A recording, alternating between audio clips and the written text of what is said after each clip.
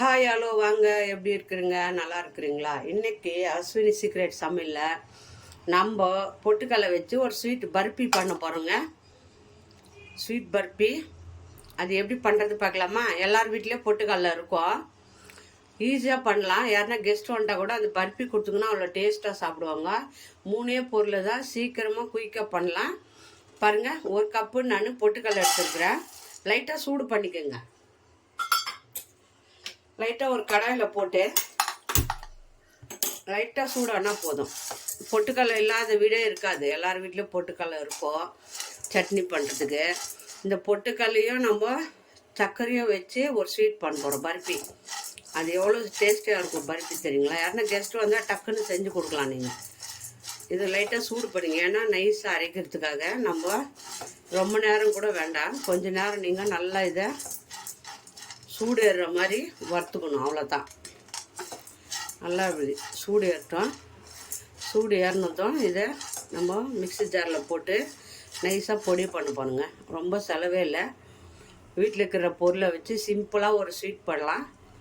ரொம்ப நல்லாயிருக்கும். குழந்தைங்க ஸ்கூல் விட்டு வர பிள்ளைங்களுக்கு வீட்டில் ஸ்நாக்ஸு ஸ்வீட் சாப்பிட்ணும் போது ஆறாமல் எடுத்து நீங்கள் இதை சாப்பிட்டுக்கலாம். அவ்வளோ நல்லாயிருக்கும், அவ்வளோ நல்ல பர்பி, நல்ல டேஸ்டியாக இருக்கும். ட்ரை பண்ணி பாருங்கள், சிம்பிளாக பண்ணுறது. நல்லா கொஞ்சம் லைட்டாக வறுத்துக்கோங்க, சூடு ஏறணும், அவ்வளோதான். எல்லா குழந்தைங்க கூட பண்ணலாங்க இந்த ஸ்வீட்டை. ரொம்ப ஈஸி, சிம்பிளாக பண்ணுறது. இந்த ஸ்வீட்டு ரொம்ப நல்லாயிருக்கும், ரொம்ப டேஸ்டியாக இருக்கும். ஒரு வாட்டி செஞ்சிங்கன்னா மறுபடியும் இன்னொரு வாட்டி செய்யணுன்னு தோணும். பாருங்க, சூடாயிடுச்சு. இதை போட்டு பொடி பண்ண போகிறோம். ஒரு 2 நிமிஷம் மாதிரி ஒரு ஜார் எடுத்துக்கோங்க. ஜாரில் நம்ம 1 கப்பு பொட்டுக்கடலை எடுத்தோம். பாருங்கள், 1 கப்பு சர்க்கரை போட்டுக்கோங்க. சிம்பிளான ஸ்வீட்டுங்க இது. 1 கப்பு சர்க்கரை போட்டாச்சு. அதே மாதிரி பொட்டுக்கடலை நம்ம வறுத்தோம் இல்லையா, அதை போட்டுக்கலாம். சூடு பண்ண பொட்டுக்கடலை போட்டுக்கோங்க. போட்டுட்டு ஏலக்காய் அப்படியே முழுசாக போடாதுங்க. இந்த மாதிரி ஏலக்காய் எடுத்துக்கோங்க. இந்த மாதிரி பிச்சுட்டு உள்ளே இருக்கிற விதை, உள்ளே இருக்குது இல்லைங்களா, அந்த கருப்பாக விதை இருக்கும், அதை போட்டுக்கோங்க. ஏன்னா இது திப்பியாக வரும் பருப்பில். நீங்கள் இப்படி பிச்சுட்டு அந்த உள்ளே இருக்கிற விதையை போட்டுங்கன்னா இந்த மாதிரி அது நல்லா வாசனையாக இருக்கும். ஒரு 4 ஏலக்காய் எடுத்து அது உள்ளே இருக்கிற விதையை எடுத்து போட்டுக்கோங்க. அவ்வளோதான். இது பாருங்கள், விதை இருக்கா, இந்த விதையை இதில் போட்டுக்கோங்க. நல்லா நைஸாக மிக்ஸி ஜாரில் அரைச்சிட்டு வந்துடுங்க. அவ்வளோதான். பாருங்கள், இவ்வளோ தாங்க. சர்க்கரையும் பொட்டுக்கல்லையும் நம்ம பொடி பண்ணின்னு வந்துடுங்க. இந்த மாதிரி நைஸாக அரைச்சிக்கோங்க. சர்க்கரையும் கல்லையும் நைஸாக அரைச்சிட்டு வந்துங்க, ஏலக்காவும் 3 அரைச்சாச்சு. இப்போ நம்ம இதை ஒரு கடாயில் நெய் ஊற்றி நம்ம கடாய் வச்சுக்கோங்க. இந்த மாதிரி ஒரு கடாய் வச்சுக்கோங்க. வச்சுட்டு பாருங்கள், 1/2 கப்பு நெய் எடுத்துருக்குறேன், அதை போட்டுக்கோங்க. 1/2 கப்பு நெய், 1/2 கப்பு ஆயில் ஊற்றிக்கலாம். வாசனை இல்லாத ஆயில் அதே ஊற்றிக்கோங்க. நெய்யும் கொஞ்சம் கரையிட்டோம். நம்ம அந்த பவுட்ரு இப்போ நம்ம மிக்ஸியில் அரைச்சோம் இல்லையா பவுட்ரு, அதை அந்த பவுட்ரை இதில் போட்டு மிக்ஸ் பண்ணிக்கலாம். எல்லா பவுடரும் போட்டு நல்லா மிக்ஸ் பண்ணுங்க. இது நல்லா மிக்ஸ் பண்ணி வரணும்.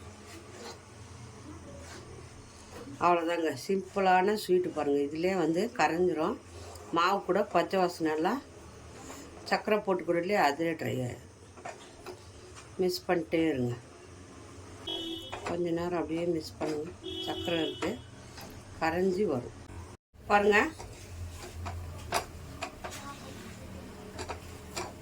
இந்த மாதிரி நல்லா நெய் எண்ணெய் ஊற்றி நல்லா இது பாருங்கள், ட்ரை ஆகிடுச்சு. இப்போ நம்ம ஒரு பாத்திரத்தில் ரெடி ஆகிடுச்சு. பாருங்கள், பருப்பி பச்சை வாசனை நல்லா போயிடுச்சு. சர்க்கரையும் இது மட்டும்தான், எண்ணெயும் கொஞ்சம் நெய்யும் ஊற்றணும். பாருங்கள், இந்த மாதிரி ஒரு பாத்திரம் எடுத்துக்கோங்க, நெய் தடவிக்கோங்க. நான் இதில் தான் போட போகிறேன். இதில் லெவல் பண்ணிக்கோங்க போட்டு பாருங்கள். இந்த மாதிரி போட்டு லெவல் பண்ணிக்கோங்க. லெவல் பண்ணி ஒரு 5 நிமிஷம் நல்லா ஃப்ரிட்ஜில் வச்சுருங்க. ஜில்லுன்னு ஆகிடும். அப்புறமா நம்ம கட் பண்ணிக்கலாம். ஃப்ரிட்ஜில் ஒரு 10 நிமிஷம் வச்சுருங்க. இந்த மாதிரி பாக்ஸில் போட்டு ஃப்ரிட்ஜில் வச்சு 1 ஹவர் எடுத்துட்டோம். ஃப்ரிட்ஜில் வச்சுருங்க 1 ஹவரு. சூடெல்லாம் ஆறிடுச்சு, சில்லுன்னு ஆயிடுச்சு. இந்த மாதிரி கட் பண்ணிவிடுங்க. கட் பண்ணி கொஞ்ச நேரம் ஆற வச்சுருவோம். ஆறிட்டு இருக்குது சில்லுன்னு. கட் பண்ணிவிட்டு இப்போ எடுத்துக்கலாம். இந்த மாதிரி கட் பண்ணி நம்ம அசாத எடுத்துடலாம்.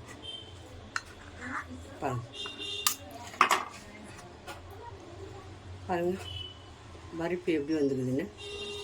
சிம்பிளாக 2 பொருள் தாங்க, செம்மையாக வந்திருக்கு. எல்லாத்தையும் எடுத்துடுங்க.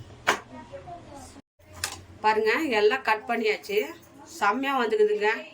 செம்ம டேஸ்ட்டாக இருக்குது. பருப்பி நம்ம வெறும் பொட்டுக்கல்லையோ கூட ஆகாது. நீங்கள் செஞ்சுட்டு ஃப்ரிட்ஜில் வச்சுருங்க. ஃப்ரிட்ஜில் வச்சிங்கன்னா நல்லா சில்லுன்னு ஆகிட்டு பிறகு கட் பண்ணிக்கலாம். ரொம்ப நல்லாயிருக்கும். இந்த பருப்பி வாயில் வச்சா நைஸாக மைசூர் பாக்கு மாதிரி கரைஞ்சி போவோம். இந்த மாதிரி ஸ்வீட்டு சிம்பிளாக வீட்டில் செஞ்சு குழந்தைங்களுக்கு கொடுங்க. வர கெஸ்ட்டுக்கு கொடுங்க. சிம்பிளாக 10 நிமிஷத்தில் ரெடி பண்ணலாம். இந்த ஸ்வீட்டு ஹெல்த்தியானது, உடம்புக்கு நல்லது. இது யார் யார் பிடிக்குமோ லைக் பண்ணுங்கள், ஷேர் பண்ணுங்கள், கமெண்ட் பண்ணுங்கள். மறக்காத அஸ்வினி சீக்ரெட் சமையலை சர்ப்ரைஸ் பண்ணுங்கள். நம்ம இன்னொரு டிஷ்ஷில் பார்ப்போம்.